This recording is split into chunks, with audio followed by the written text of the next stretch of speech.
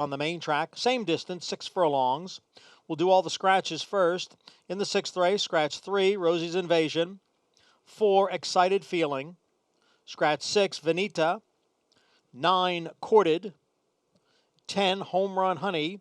And 12, Madam Deputy. In the 6th, scratch numbers 3, 4, 6, 9, 10, and 12. And we also have 2 jockey changes. Number 2, Love Me Tomorrow, the jockey Joel Rosario. Rosario on the 2. Number 5, Impress the Professor. The rider is now Jose Lescano. Lescano on the 5, and the weight is 120.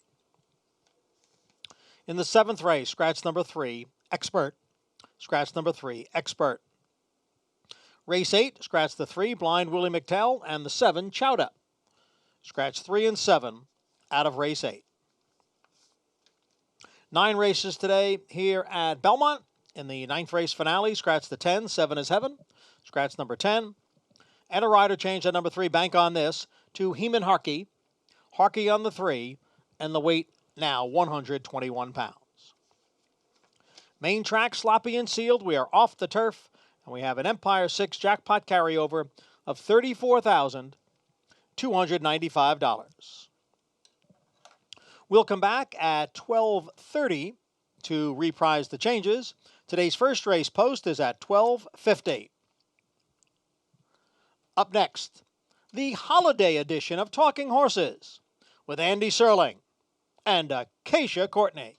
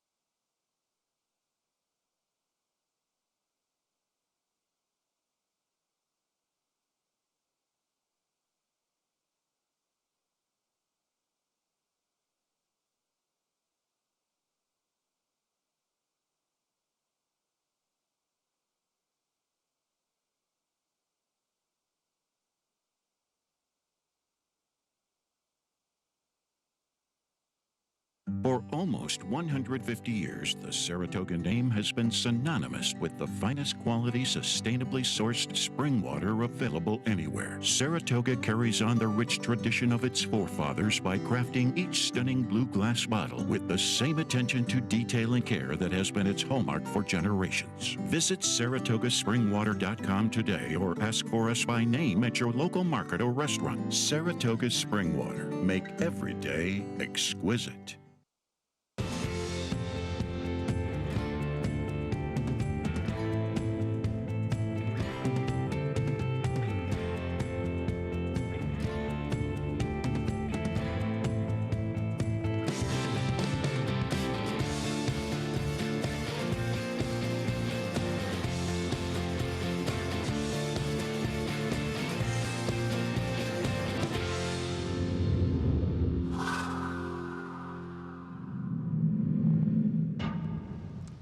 Good morning, everyone, and welcome to Talking Horses. Wow, a close-up. Haven't been on this set doing Talking Horses for a while. Acacia Courtney will be joining me as Anthony Stabile is still, he's recovering from a whole variety of things. We don't even want to get into them, but he will be back on Friday, and we wish Anthony well, and he's doing fine. He's just out for a couple of days.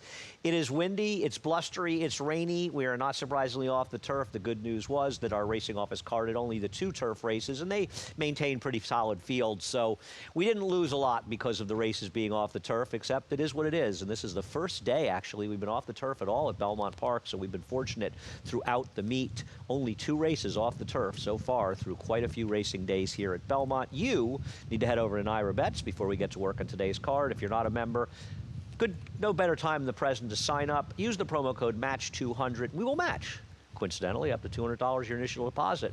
As we won't be racing until Friday after today, want to remind people that we do have that Saturday contest, just 3 Saturdays left here at Belmont Park. You play through Naira Bets, $250 buy-in, all cash prizes. Register now at naira.com/challenge. You will have until 5 p.m. Friday. Acacia, welcome to the winter wonderland that is Belmont.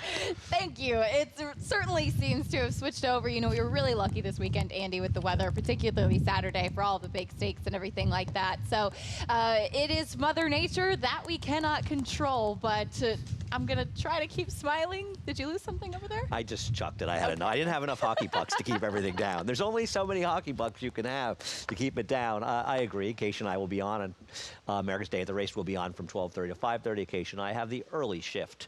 We'll get into today's action. We're off the turf in race number 1.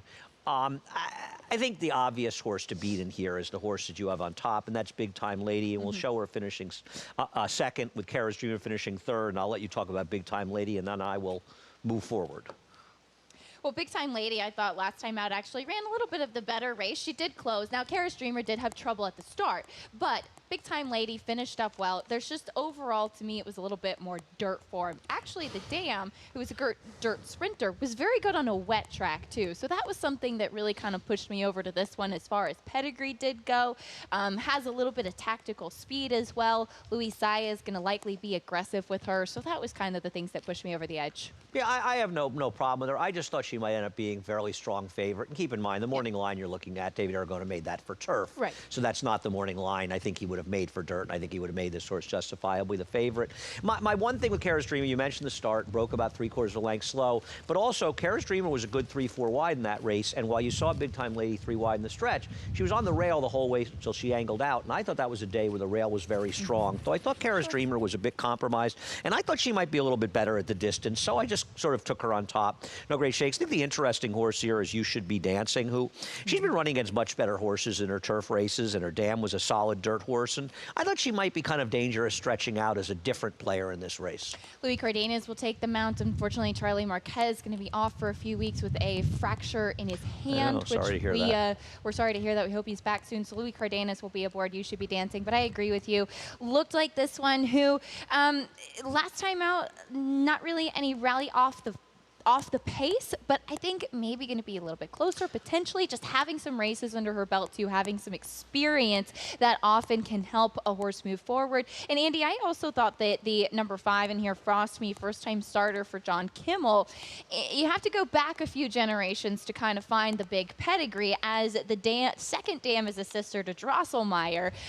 that's kind of where all the pedigree is, but it seems like the Frosted Offspring so far can run on anything. Well, if she's related to Drosselmeyer, she's bred to burn money. He won the Belmont Stakes and the Breeders' Cup Classic, Right. to be fair. The dam, actually, Kurov, I remember, was a horse that came to Chad Brown at Saratoga a few years ago, and I think this is her first foal. And I remember her because I believe she was in a race with, there was that Chad Brown, there was an Al Stahl Klarovich horse that had run second in the Breeders' Cup, and I think she was making a return in that race. And I think Kurov actually won that race, and she won 2 races for Chad, and she never ran again after that. But she was okay. So I agree. I think she feels like she's probably better bred for dirt, even though this race comes off. Which is interesting. And you wonder a little bit, I think, in here, and you see it in the other race, how many people entered thinking, I hope, you know, there's a real very good chance this race comes off the turf. I think we never really thought there was much chance they'd be on the turf. I think especially the sprint race a little bit later on, it looked like many of those horses were dirt meant as well. I completely agree with that. We'll see how things play out in race number 1. Race number 2,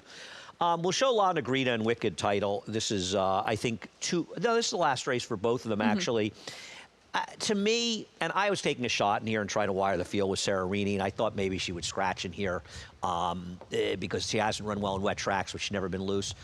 It just feels like you're supposed to pick somebody over La Negrita in this race, and I think the question is who. And it's not easy, at least it wasn't for me, to make some sort of definitive selection in this race. No, I really struggled with this one as well. And I actually landed on Wicked Title kind of begrudgingly just because I didn't really have a strong opinion about anybody else. I really felt like La Negrita, if you're looking at the wet track form, should have won 2 starts back at Saratoga. And she just, and I know she had some trouble that day. She just doesn't win. She just doesn't win. She's the kind that's always right there and always runs just well enough to think you may have a shot next time out, but then she just continually will end up taking money, and I've fallen into her trap a couple times. So I landed on Wicked Title, second off the claim, hoping she might be a little bit more aggressive, but Gringotts was the one I was really most interested in. It's just that she just doesn't really have any speed. Yeah, the funny thing about Gringotts is that she has that one race, and then the rest of her races are awful. Yeah, so I don't know what to do with her. And I listen, there is no horse that you could have taken in this race that I would have looked at you and said, that horse has no chance. Because I don't really, I think that, and the whole point is that, yeah, I think we'll both agree that La Negrita is absolutely the horse to beat in here. But first of all, she's going for a barn, as is Wicked Title, that's having a very, very rough meet. And this is a barn that wins at a high percentage. So I don't think Rudy's going to continue to win at 3% for the rest of his life. But at some point when they're short prices, I think you have to sort of say, his first couple are on me. And I know he's won a race. His 2-year-old Firster ran well the other day. It's just, you know, it's not a voodoo thing. But with barns like this, I think you have to be careful at short prices. Wicked Title, I can understand her winning. And she ran horrendously for Linda. She obviously ran much better off the claim for Rudy last time, and I feel like she's going to go either one of two ways. She's either going to take another step forward, or she's going to return to that race because that 2 back was bad. I mean, Wiggle and Jiggle is probably the logical horse to take in here, and I won't be surprised when she ends up fairly short in here. You know, looking at Linda's numbers, she's very strong with 6-month-plus layoffs and dirt sprints. She's 24% with 80 stars over 5 years and the $2.05 ROI. I'm not sure what trainer stats, if any, I said in today. But actually, I may not add any today. The problem was when she's going allowance to claim her, she's 0 for 4. And 3 of them were relatively short prices. So I just wonder how much you can trust this horse. And it's also a very big drop in class. This is a horse that faced Stakes Company 2 starts back at Aqueduct back in January for Linda and is now in for 16. It's just one of those horses that you kind of look at and you just really wonder. And I think it's the case in this field. Can you really trust anybody in this spot? So to be fair, somebody's got to win it. To be fair, she was in for 16,000 once earlier in her career, but those were for different connections because this is owned by Jerry Brown's Rising Graft Stables. I didn't notice how employees only ran yesterday. Speaking of that, I'll have to look that up. I took Queendom, and I don't love Queendom. Believe me, I'm not ringer. I picked her last time. 2 back, she broke to the gate. So I think she had a legit excuse 2 back. Last time out, something happened early, and she just dropped completely out of the race. I'm hoping, it seems like Eric Hensel has really gotten out of his funk. He's really been riding well. He's having a terrific last week or 2. And I'm thinking maybe she gets herself a little bit closer today. Listen, I don't think either one of us wants to strongly endorse any selection here. I think we both have the same plan, which was to pick somebody over La Negrita. Somebody's going to get their picture taken today. All right. I'm not going to repeat the text I just got about plays only. Race number 3. I think race number 3 got a little tougher because one of the two that ran, the one that ran about this much. And by the way, I think that race yesterday got a 38 buyer. We were talking about what that buyer was, the winning buyer. That's another case of, well, somebody's going to win it. Well, we talked about that. You and I were discussing how low it could have been. I think that was yesterday's fifth race. Fifth race, the 2-year-old. You've taken the one that has experience, and that's Cape Cod Gem, who obviously ran against a theoretically stronger field. Theoretically, yeah, that's for sure. This was one who I just think the drop in class, second time out, adding some blinkers, just watching the race back again, he looked a little bit to me like he just wasn't really clued in very much yet. And Mark Hennig doesn't exactly have strong numbers with first-time starters, so maybe having some experience. Also, just a pedigree play as well. The dam was a good dirt sprinter. She was pretty good on a wet track as well. So we'll see if that pedigree will come into play second time out. And also, it's not as though she trailed by 25 lengths the entire way around the track. She showed some early speed. 3 wide so early. Somewhere in there's some ability at least for a few furlongs. Sure. Now, whether or not she can get the distance, but I don't disagree, and she can win. I guess the favorite will probably be the horse David has favored, Sam and Cy. The Brad Cox numbers with his firsters and maiden claimers are just not that strong, and it's like they paid $75,000 this horse back in April. They're already running for 40. Now listen, he may not be much horse, and he may still win this race, but I didn't want to take him on top. It's also just, like you said, the numbers don't look that strong in here. The immediate family was okay, and you just kind of get the feeling there doesn't really seem to be much of a story. It was working fine here at Belmont and up at Saratoga as well. Just always for me with horses that seem to maybe hint at some ability at the sales and debut for a tag like this, that's an immediate red flag. Yeah, well, you're right. 47 a work up at Saratoga and is now running for a tag. I guess with Bowing Snowman. Oh, I get it. Right? Wouldn't that be Bowing? it? It would have. It wouldn't be Bowing Snowman, would it? Be Bowing. Bowing. I looked at that name and I said, I know this is a name I'm going to mispronounce when I say it on the We'll air. leave that to John and I Brad. didn't disappoint. So we'll take a look at the workout from the March sale at OBS. I actually thought this workout was pretty good. I mean, all things considered. I don't know. It didn't look that fast, and he got a reasonable workout for what it's worth. Ratio to pause is 3 for 10.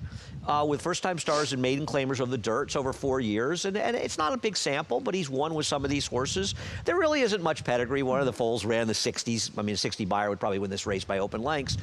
I'm just guessing here with a firster. And I looked at, it's interesting because I think at the 2-year-old sales, it's hard to gauge on the Lau bands. I think now with the likes of Simply Ravishing being a grade 1 winner, the Stallion's going to get a lot more attention at sales. He should. But at that time, there were 7 by the Stallion, only 3 of them sold, and none of them sold for anything more than $75,000. So it was kind of, you have to look at it, I think, all things being relative for that $25,000 price tag for that work. No, I agree. And Lauban is so far looking like he has some real potential to be a solid sire. He wasn't a bad horse. He didn't get a lot of attention, but he wasn't a bad horse. Broke his maiden in the Jim Dandy. Yes, he did. He won a great stake for Eric Guillot. Isn't that enough to imagine that he's maybe one of the greatest horses of all time? Right, Eric? Race number 4. I kid. Eric's a friend. Race number 4. I think the favorite in race number 4 might be the horse on the outside, Dare to Try. And I know we saw Tony Dutcher win that race, the big priced horse the other day. I don't know about you, Acacia. I thought this field that she beat last time, and I know she's not meeting any killers today. This was a hungry bunch. And it took her a little while to break her maiden, too. She was knocking on the door. She had 4 starts so far. They were all in the money finishes. She was 40 cents to the dollar last time. I think that's a gauge as to just what she was really facing, and she did it very easily. I will give her that. But she got a nice setup as well, and she sat that stalking trip and just kind of swooped by. So to me, though, this is a field with some other horses that have questions. I think she's stepping up today. I agree. I'm not a huge fan of hers. And Tony Dutcher, for what it's worth, and by the way, we didn't talk of this before, and we will take a break after this race to hear from our sponsors at Saratoga Water. I didn't thank them. We don't have the bottles here. Sorry, guys. We didn't move them over from the set in the inclement weather. The 4th horse did improve its buyer figure 9 points the next time. It was a first-time starter, though, but it is worth noting. Tony Dutcher off maiden wins on the dirt in claiming races. For what it's worth, he's 0 for 6 over the last 5 years. 2 hit the board. 4 of them were short prices, so he hasn't had much success. I was more near the inside, and we'll show the replay of Kazar's race last time it ran the dirt, 2 back in the slop, horse you picked on top, and I'll let you talk about her. Well, I thought that this one looked like she just really handled the wet track pretty well, closing to the outside. There was no catching the top two in there. Doll was a very, very short price that day, and has kind of continued to be a short price type of horse. But looked to me like one that seemed to handle the wet track pretty well. And in fact, though we've seen Orbs do well on the turf, to me this horse has some dirt races that would make her extremely competitive in this spot. That's where she broke her maiden, 4 maiden special weight at Aqueduct. So given that closing kick, given some of the tactical speed we've seen in some of her previous dirt races, she looked like she could be a big player in here to me. I agree with you. I was wondering if 7 furlongs was a bit long for her. That's fair. You That's know, absolutely fair. I'm not obviously not against her. I picked her second No, here. that's fair. That was one thing I worried about. I'm going to try to get Fun Finder back to any number of her good races. Yeah. I just thought she was a super logical horse. You know, I know she didn't run that well or that fast last time she was on the dirt and off the turf, raced a mile and a 16th. I'm thinking she's got plenty of races to get back to for Mark Hennig. She's second off the layoff, gets back to the dirt, which is her preferred surface. I just thought she was very logical in here, that she might just be better than these horses. And she has some natural speed, too. She stumbled last time out coming out of the gate. That was on the turf, too. But those dirt races back at a variety of different tracks, one with Ken McPeak, too. And she does have a little bit more distance in her wheelhouse. To me, the inside, too, made a lot more sense to the outside horse. That's basically the way I felt. Avis Cade Girl's a little bit interesting in here, and I thought she was interesting because I know it's a Giant's Causeway, but this is really a dirt pedigree. The bottom side is all dirt. I mean, obviously Michelle Nevin has given up on this horse, and now it's Carlos Martin has her. But Carlos is trying the dirt, and he probably saw the same thing we did. Now, on the other hand, Michelle is a trainer that's not thinking turf first. Okay. And I know we obviously have a lot of turf racing here, but the fact that Michelle never ran this horse in the dirt, I think is a bit of a negative. Not to say he can't run well, and I don't blame Carlos for trying. And I have a world of respect for Michelle Nevin as well, and know that she's a very good judge of the kind of horses that she has in her barn. So I think that that's the question. But out of a multiple stakes winning mare who was great at stakes play, she was all dirt. The only sibling was 1 for 1, dirt sprint, and the immediate family seems like it would be dirt sprint. And even though she tried longer distance, I think even on the turf, she has always been a better sprinter. No, I agree with all of that. I'm not going to, it's not going to take a Herculean effort to win here. You know, I think a lot of people sometimes think with wet tracks that they can be very speed favoring, and they can. I mean, we have had days when it's raining during the day, but most of the time it seems like the tracks are reasonably fair, even on wet tracks here. So obviously you want to watch the track, but don't just assume that there's some sort of big speed track, however that plays out. Because in this race, a speed like Whistle in the Dark, who rode a gold rail last time, a little bit dubious. That's the first 4, the late pick 5, after a quick break to hear from our wonderful sponsor, Saratoga Water. For almost 150 years, the Saratoga name has been synonymous with the finest quality, sustainably sourced spring water available anywhere. Saratoga carries on the rich tradition of its forefathers by crafting each stunning blue glass bottle with the same attention to detail and care that has been its hallmark for generations. Visit SaratogaSpringwater.com today or ask for us by name at your local market or restaurant. Saratoga Spring Water. Make every day exquisite. Welcome back to Talking Horses, presented by Saratoga Water. Acacia Courtney filling in for Anthony Stabile, Andy Serling, on a blustery Columbus Day here at Belmont Park. We are obviously off the turf. Race number 5. The question race number 5 is Flowers for Lisa. Because obviously, if he runs his last race, he's going to win this race by a city block. Yep. But he's got Hushin inside of him with speed, and I don't think Hushin entered this race to rate. And he also rode a track that was very kind to inside speed last time out. I think it was a positive to see Flowers for Lisa get back to going a distance, get back to the winner's circle, and clearly, since claiming him, Bob Classeris has kind of just found his niche, so to speak. He's not an untalented horse by any means, and it was just kind of, I think, finding the right spot, getting him back to where he was, as he'd been very good, of course, with Jorge Navarro prior. I really liked the Joe Smoking Gun in here, so I'm just disappointed that he scratched. I was trying to get a bit of a price. I landed instead on Creative Style, and I know that this is a drop in class off the claim, and I was curious. I was fooling around with Formulator, looking at some stats for Merten Cantermasi, first off the claim with a 50% drop in class. Has actually only done it twice, and one was a winner in Mo Diddley. The other one was pretty disappointing, but it has been a move that he hasn't done very frequently, but did have at least a winner with that kind of move. And did have a better race 2 starts back going the 9 furlongs. I don't know what to, this is the drop down purse. Yeah. I mean, and the thing is, you're overcomplicating. We're not that we both want to beat Flowers for Lisa. Yeah, that's fair. We're not, neither one of us thinks that he's not way the likeliest winner. The question is, how much do you trust him? Maybe Scarf It Down wins, but he beat much weaker with a very good trip last time. Now listen, maybe he's the informed horse, and if Flowers for Lisa succumbs to the pressure, and horses like Playwright and Creative Style aren't competitive anymore, Scarf It Down may win this race by default, and that's certainly not impossible. I'm skeptical of that happening. So you've got Playwright and Creative Style. I can't. Bernard Cantermasi is not good off these big drops. He's 4 for 29 just in general on 50% drops in the dirt. So I'm leery. In routes, he's 1 for 9. This is such a abrupt drop off the claim because he comes out of a tough race. So if you want to make an excuse for him last time, just say the field was too tough. And maybe they overpaid, claim him for 40. But man, is this a dump job because he's going to get claimed and they just don't want any part of this horse. And that really scares me. It's a very fair point. I think it was more than anything, I just didn't really know where else to go. And again, Flowers for Lisa, the one to beat, not completely trusting him. And I've been impressed overall with what Mertkin Cantermasi has done. And typically I don't like these kinds of drops in class.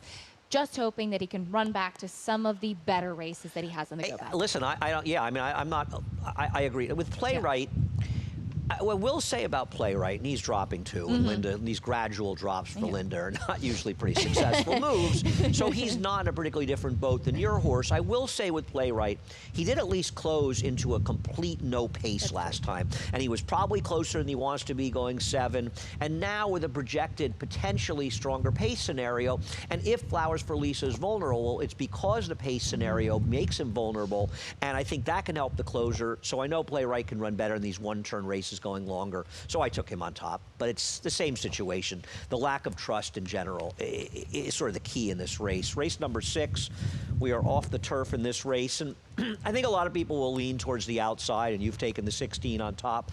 Grape Therapy. I love that name, Grape Therapy. I do too. I don't have any real problem with this horse. I'm not sure. I guess he ran a lot better than Buffet.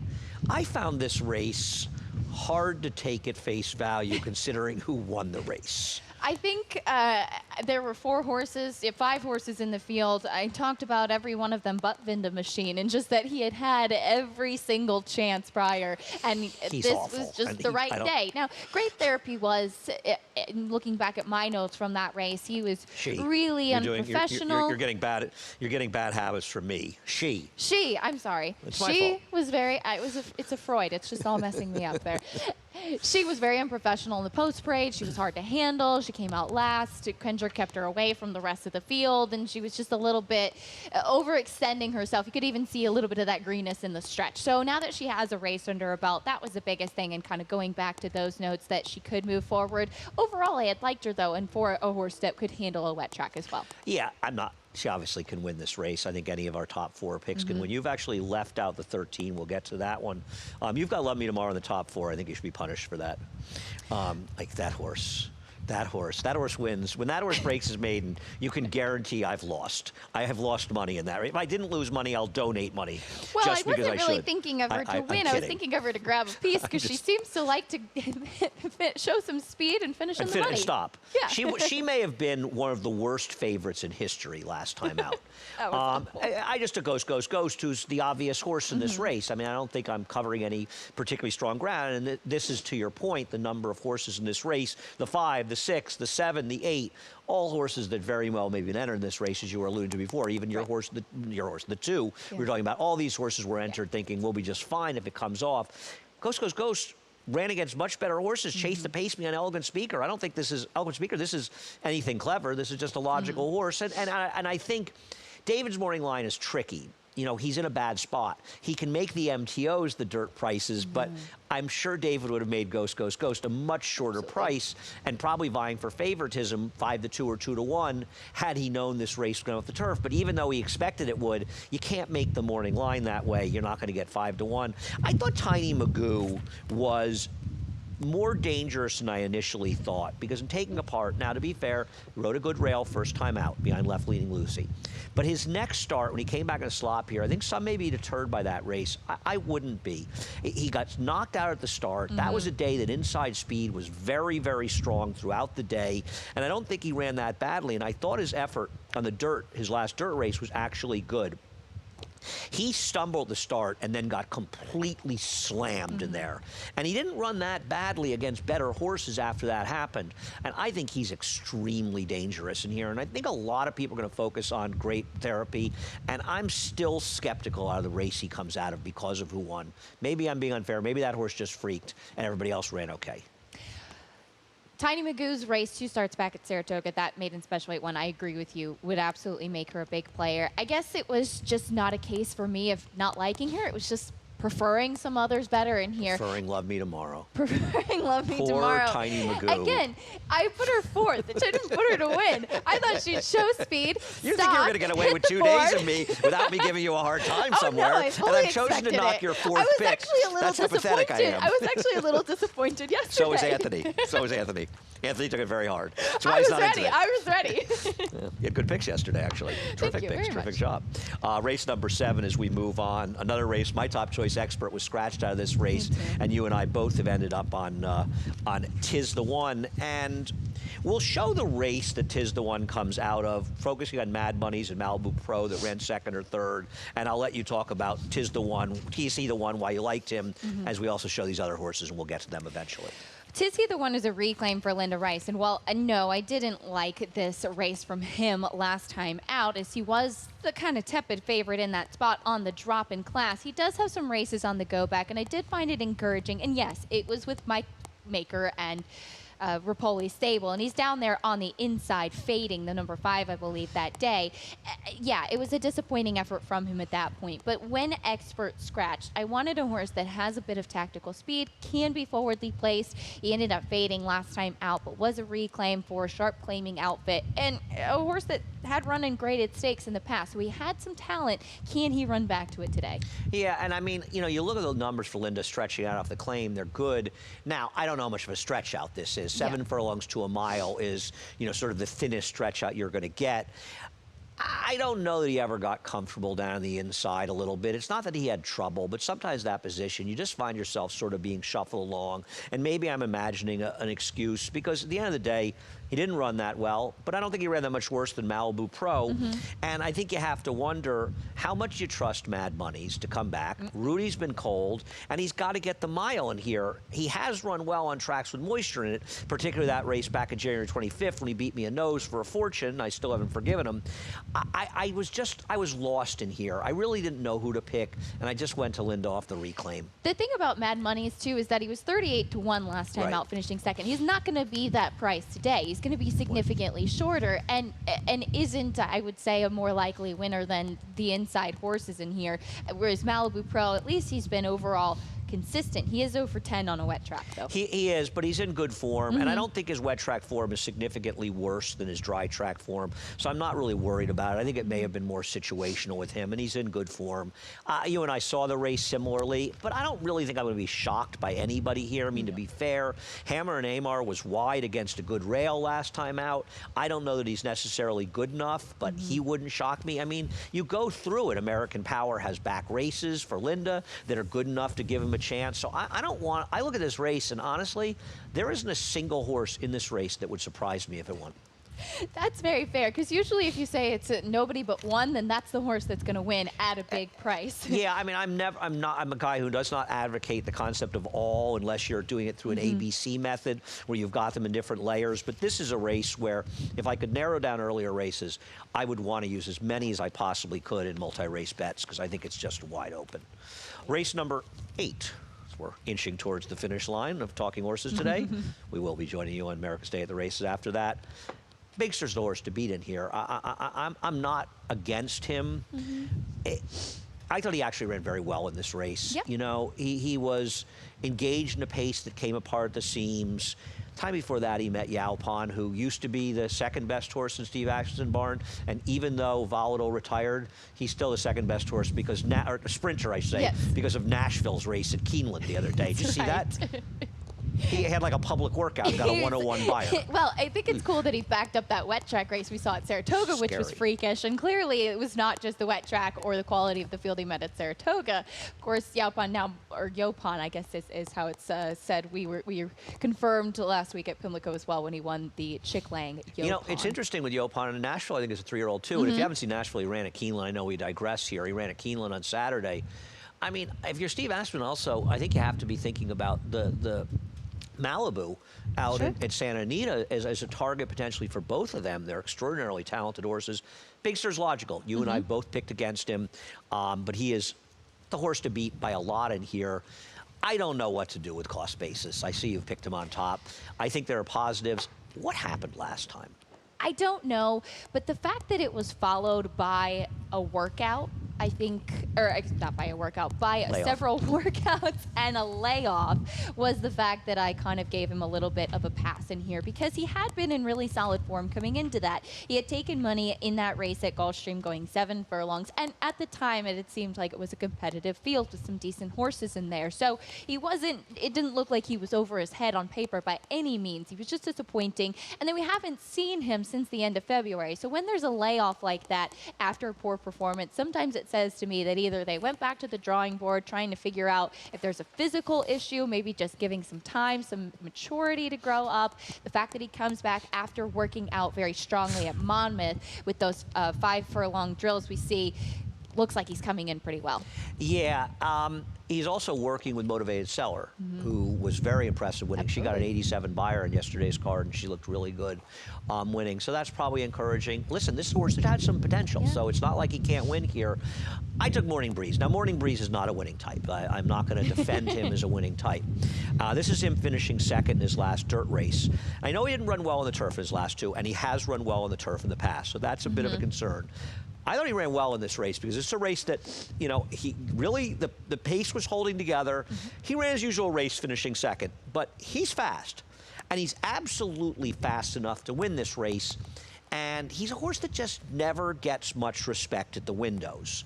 So I think you're going to see a pretty, you're going to see a reasonable price on him. And I'll say a couple things about him on the turf. His race 2 back, he got a preposterously bad ride. He was the speed in that race, and he was completely dragged to the back of the pack in a paceless race. So it's not as though his form is necessarily as bad as it looks. I don't love him in here. I think the winner will come from the 2, 5, and 6. He was my alternative. Yours was the 6. If the others win, I'm going to lose. Do you think Ink Spots might try to send and soften him up early? Well, he could soften up Bigster. Yeah. I mean, that's the thing. He could get in the way of Bigster. I don't know if he can win this race, but Ixplots is a bullet. He's fast. Yeah. I mean, fast out of the gate. Yeah, he has a chance to be in front in this race. His recent races, not some, but even last time out, I'm not sure that Ixplots won't have a say in this race, and it won't help Bigster's chances. Race number 9 as we close the day out. One of, how many horses did Linda scratch? Linda, how many horses did you scratch today? 4, 5, 7 in Heaven came out. What'd you do here? I tried to get a little cute in this one. I landed on the 8 Jack of Clubs for Mike Maselli, going back to the dirt. Had some okay dirt races against Maiden Special Weight Company back at Aqueduct last year. Has been running on the turf. Second time for this barn. Respect the connections, and never really. I know that he won on the turf, but pedigree on the top side, certainly dirt. So we'll see if switching back to the main track today can wake him up, and it'll be a little bit of a price, I hope. I gave him a long look, and at 15-1, I think he's extremely usable. I hate the drop down for him. Yeah. And it feels like he dropped down with his form completely falling apart, but I can't argue with you. I thought he was actually interesting, and you can see I have him 4th as well. A replay to watch, Dr. De Vera's Way, who I think broke his maiden the slop on the last race of the meet in 2019 at Saratoga. The last race that we had fans at Saratoga. I think he broke his maiden in the slop that day. I think these horses are both dangerous, but they also feel like horses that are much more comfortable not finishing in front. And Dangerous Edge, claimed for $40,000 by Mike Maker, in for $16,000. I just don't want to take horses at short prices like that, on top at least.